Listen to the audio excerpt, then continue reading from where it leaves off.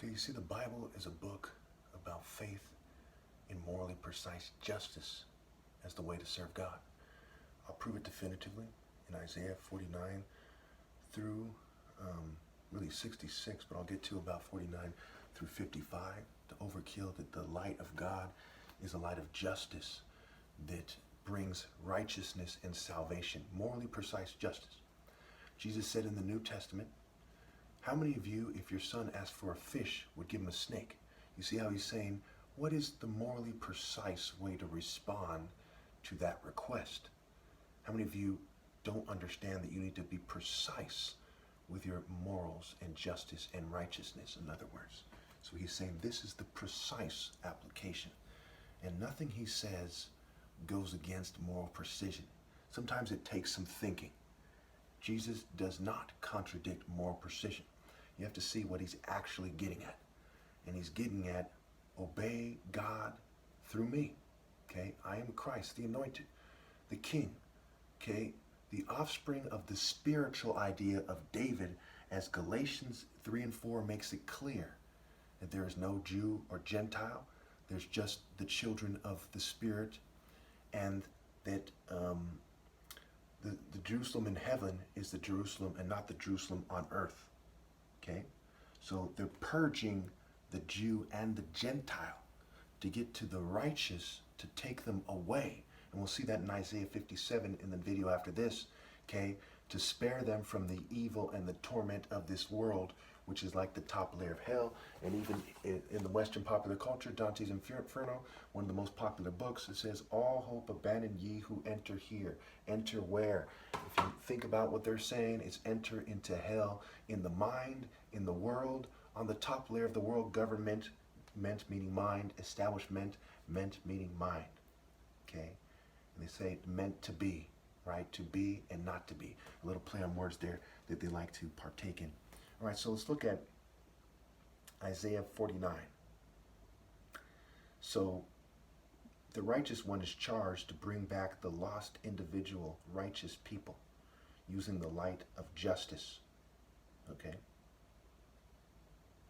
And it will be a light for the Gentiles. So Isaiah 49:6, I will also make you a light for the Gentiles, that my salvation may reach to the end of the earth.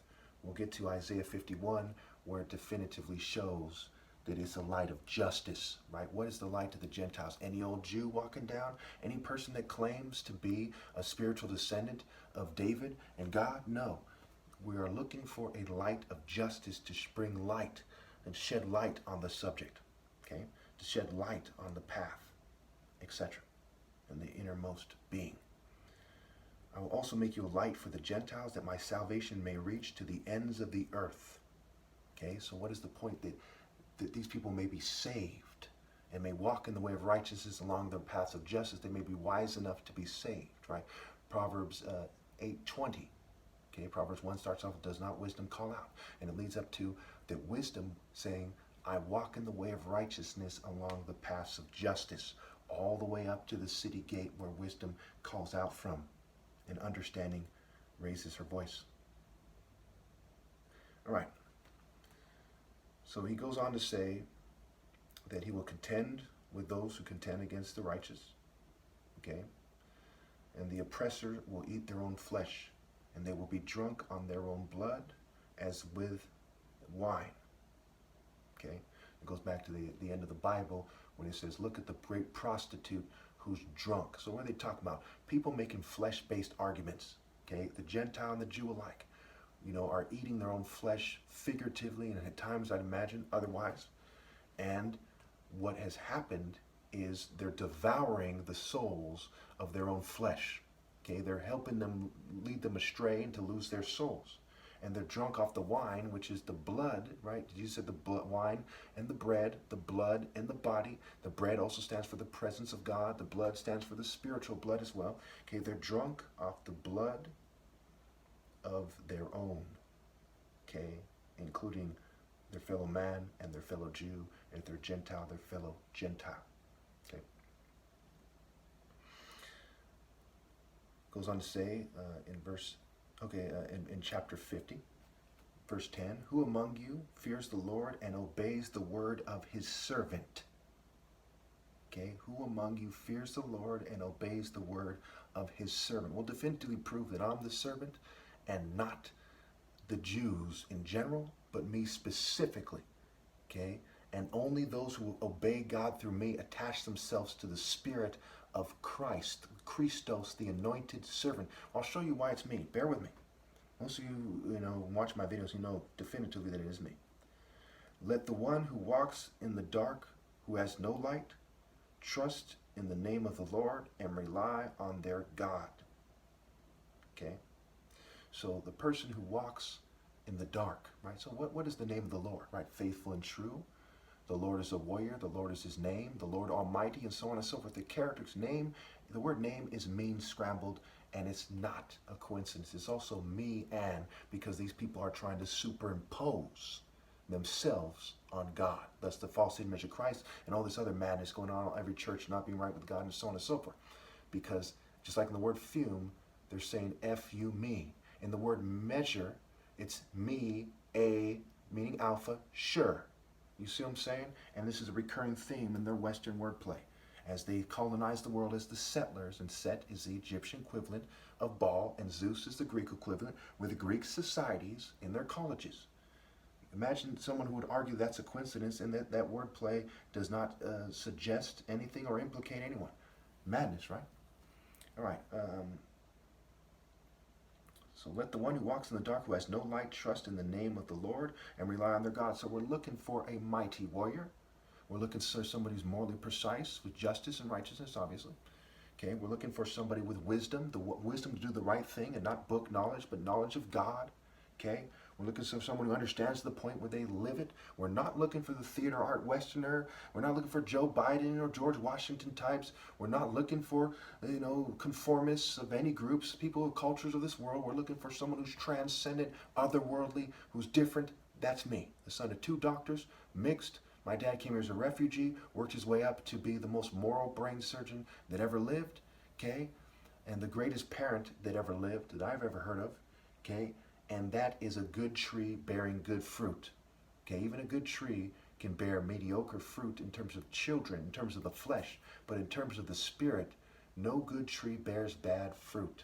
That part of him that is a good tree, whether it's Auburn or otherwise, bore me. My brothers did not quite do the right thing, but you see what I mean. Kind of Cain and Abel effect.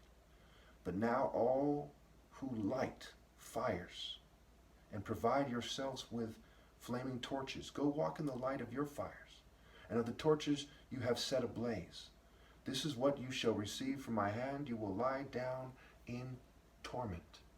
So they think that their Western deities, their presidents, their idols, their churches, their popes, their priests, these are fires they light for themselves. They're atheist movements. They're New Age. These, they're mentors. They're leaders. Okay, they're invalid leaders. They're misleaders because they don't man up to obey God, which means obeying me. Going back to that verse where it says, who among you fears the Lord and obeys the word of his servant? If you fear the Lord, the true light of justice and moral precision, you know it is not doing God justice to rebel against me. And if you don't know who I am, as you look into the world, you know you're not qualified to lead. And you know everyone you've heard of is not qualified. So you need to seek me out. Okay, and I have thousands of videos on the internet. And these people are in cultures, okay, that are aligned to the people who suppress my videos. So their spirit, their light, which is a false light, which is like a torch in darkness. It doesn't light very much. It's basically not a valid light. And they're going to hell and lie down in torment, and they're leading their families astray. And it's better that a millstone is put over their neck and that they're thrown into an ocean, into a body of water, than for them to lead children astray, much less their own children. They're eating their own flesh, and they're drunk on their blood in more than one way. 51. Listen to me, my people. Hear me, my nation. Instruction will go out from me. My justice will become a light. So his justice is a light. And that justice is the instruction. What do? You do what is right. The one who does what is right is righteous, the New Testament says. Don't let anyone lead you astray. The one who does what is right with moral precision, morally precise logic is righteous. not theater arts, not propaganda arts, not contrast games. Oh, he says this and I say this and I'm buried. That's fucking stupid. Okay? So my justice will become a light to the nations.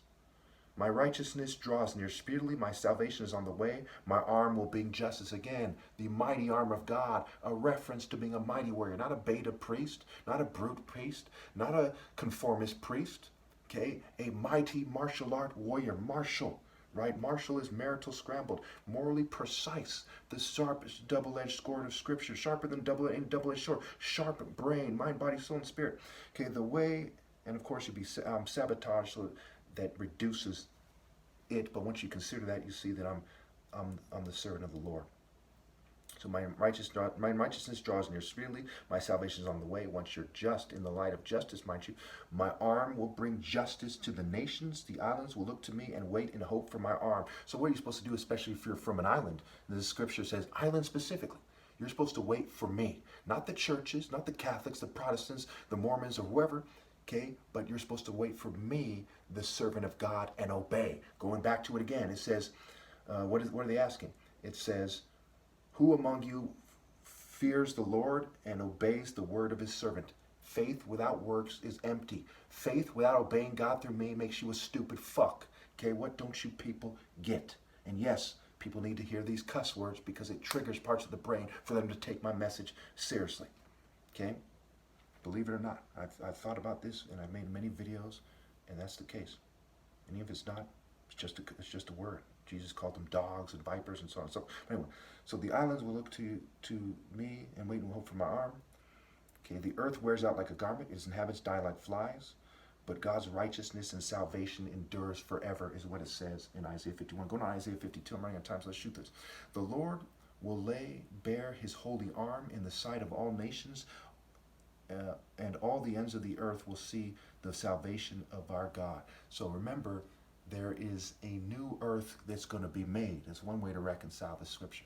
Another way to reconcile the scripture is on some level. Remember, when David was taking Goliath, he said, this day I'll strike you down, the birds will eat your flesh, and the whole world will know there's a God in Israel. So how would the Native Americans over there know there's a God in Israel? So on the spiritual level, they would know. I'm running out of time, so let's keep going. That should cover it. 11, depart, go out from there, touch no unclean thing, come out from it, and be pure, you who carry the articles of the Lord's house, but you will not leave in haste or go in flight, for the Lord will go before you. The God of Israel will be your rear guard. So long ago in the Bible, Jesus was crucified, okay, and he was going before him and said, this is the way, the truth, and the life. I am the way, I am the gate. That is the path you're supposed to go. You're supposed to be persecuted. In the Sermon on the Mount, and the Beatitudes, he says, blessed are those who are persecuted for righteousness' sake, for theirs is the kingdom of heaven. That is the way, persecution for righteousness' sake, and true persecution, not theater art games. Anyway, 52, the end of 52 and the end of 53 goes on about the servant of the Lord, okay, and how he suffers and so on and so forth. And it's also a model for heroes in general who suffered in the past in the spirit of moral precision, okay, from God. 54, 14. In righteousness you will be established. Tyranny will be far from you. Then you will have nothing to fear. Terror will be far removed. It will not come near you. And no weapon formed against you will prevail, it goes on to say, and so on and so forth. And it says, and you will refute every tongue that accuses you. This is the heritage of the servant of the Lord, and this is their vindication from me, right? Declares the Lord. So justice and vindication is you will. And no one will win a true victory against you, right? Jesus was crucified. They didn't win a true victory against him. They didn't win a victory in principle. All true victories in principle. Okay, and you can refute them. They say, well, what about the Romans? Well, I just refuted them. You see, they don't have a viable counter-argument. That's how you know that I'm the light of justice, because my arguments have no viable counter-argument from them. Okay, 55, running out of time. I will make an everlasting covenant, my faithful love promised to David. See, I have made him a witness to the peoples and a ruler and commander of the peoples. Remember, it says the kingdom of heaven will be taken away from the Jews, and someone who's truly in the spirit of David. Galatians 3 and 4 says there's no Jew or Gentile, just those in the spirit and those who aren't in the spirit. Okay, the kingdom of heaven will be taken away from and given to the righteous. Okay, God endowed me and righteous who obey. Okay, with splendor. Seek the Lord while he may be found. Call out while he is near. Let the wicked forsake their ways, and the unrighteous their thoughts. So it goes on to say that the wicked should forsake their ways and thoughts. The unrighteous should forsake these things as well, and that God's thoughts and ways are higher than yours. So forget your cultures and your nations. Obey God through